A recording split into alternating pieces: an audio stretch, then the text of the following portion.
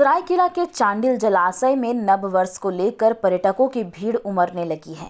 पर्यटक अब नौका विहार के साथ साथ मोती की खेती का भी आनंद ले रहे हैं और इसकी खरीदारी भी कर रहे हैं। इस जलाशय में क्रेज कल्चर के माध्यम से मोती की खेती के साथ मछली पालन भी होती है, लेकिन मोती की मार्केटिंग एक बड़ी समस्या उत्पन्न हो गई है। वहीं विस्थापित बुधेश्वर टुडू ने सरकार से इसके मार्केटिंग की सुविधा कराए जाने की मांग की है।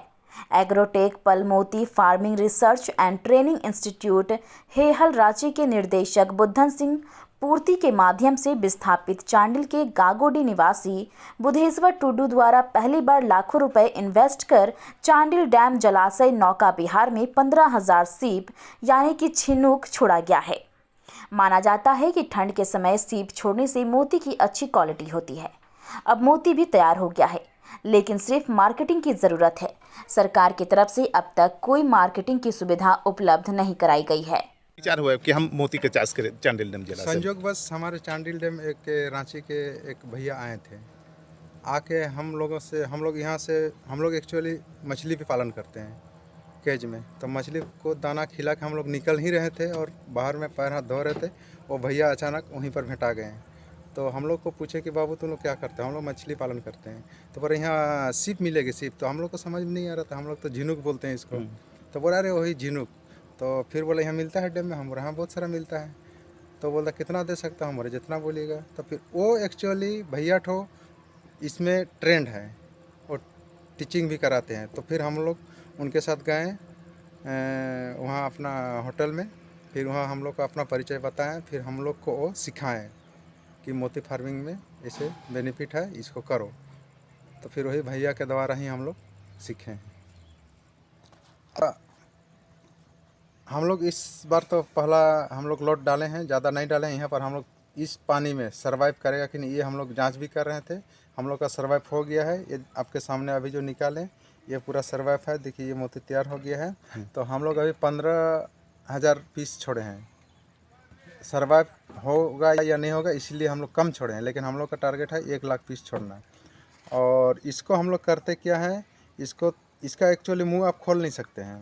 हम लोग इसको 24 घंटा भूखा रखते हैं, टब में रखते हैं। भूखा रखने के बाद औजार है इसका मुंह खोलने का, बारीकी से इसको 1/2 इंच मुंह खोला जाता है। उसके बाद इसे न्यूक्लियस कहा जाता है, जो हम लोग डालते हैं इसका दाना। तो उस न्यूक्लियस को बहुत बारीकी से इसके बॉडी में बाजू में डालते हैं।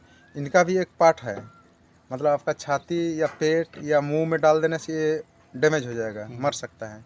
तो भैया हम लोग को बताए हैं इसका किस पार्ट्स में डालना है ये न्यूक्लियस को। मेन चीज़ वही है इनका कि आपको किस जगह पे डालना है, ताकि आपका अगर इसको हौदा में कोई खेती कर रहे हैं तो उसको तो इसको एक्स्ट्रा भोजन दिया जाता है, तो साल भर में तैयार होता है। लेकिन हम लोग यहाँ डैम का पानी में जो करते हैं इसमें ऑलरेडी आपका यहाँ pH लेवल, TDS लेवल और कैल्शियम वगैरह पानी में आयरन वगैरह सब है। तो इसमें थोड़ा सा इन लोगों को कम भोजन मिल पा रहा है, तो यहाँ 1.5 साल पौने 2 साल लग जाता है यहाँ चांडिल डैम का पानी में।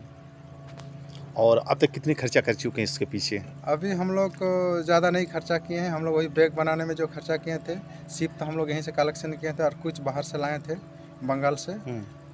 लगभग अभी 40-50 हज़ार रुपया हम लोग, मतलब लाखों रुपये अब तक इन्वेस्ट कर चुके हैं। नहीं लाख तो नहीं, 50 हाँ ठीक उस टाइप का होगा।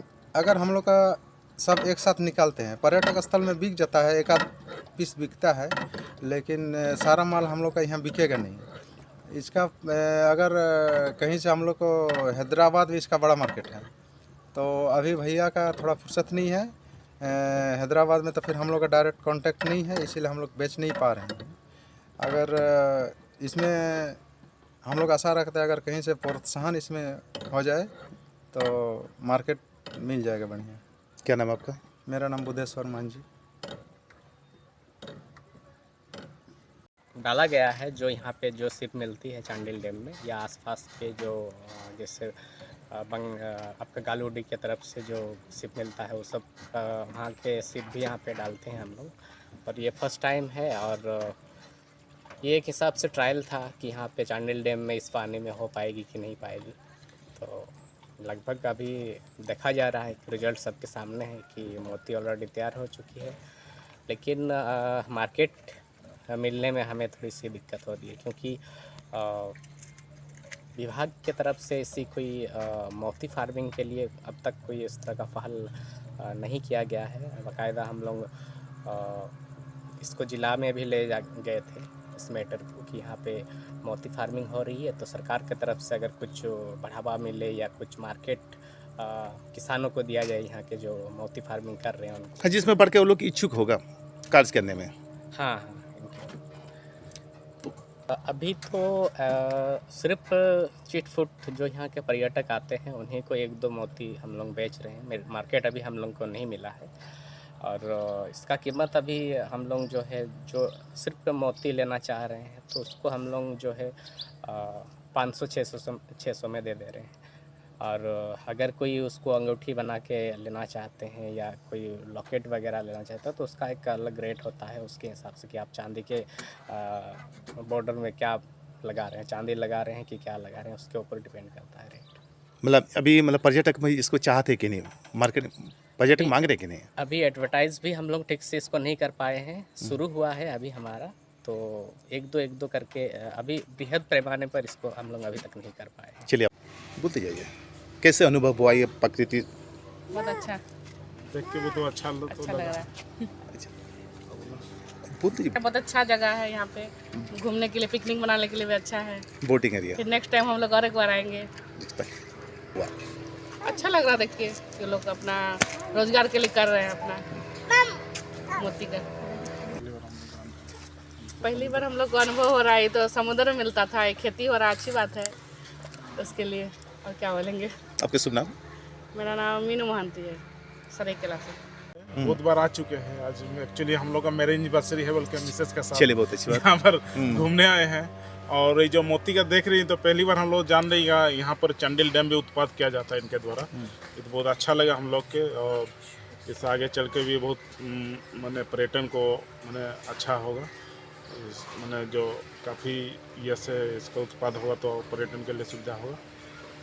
और बोलते जाइए, कैसे लगा आप जिस मोती की खेती देखिए, एक नया चीज़ देखे? तो मोती की खेती देखे बहुत अच्छा लगा हम लोग को। पहली बार हम लोग जान रही कि डैम में ही भी आपके साथ तो और पर्यटक को क्या हाँ, अनुभव? और इसके हम लोग के अलावा और पर्यटकों को बोलेंगे हम लोग कि मोती का भी वहाँ चाष होता है। और यहाँ पर जो हम लोग स्टॉल भी लगाए जाते हैं। स्टॉल में लगाया जाता है, बहुत अच्छा काम है। और तो पर्यटन हम लोग इसका प्रचार प्रसार भी किया जाएंगे हम लोग की तरफ से। आपको चांडिल डैम कैसा अनुभव हुआ? आने पर चांडिल डैम तो बहुत अनुभव है हम लोग का, तो बहुत सुंदर ही है। और बोटिंग कर चुके हैं? क्या नाम आपका? दिलीप भोले।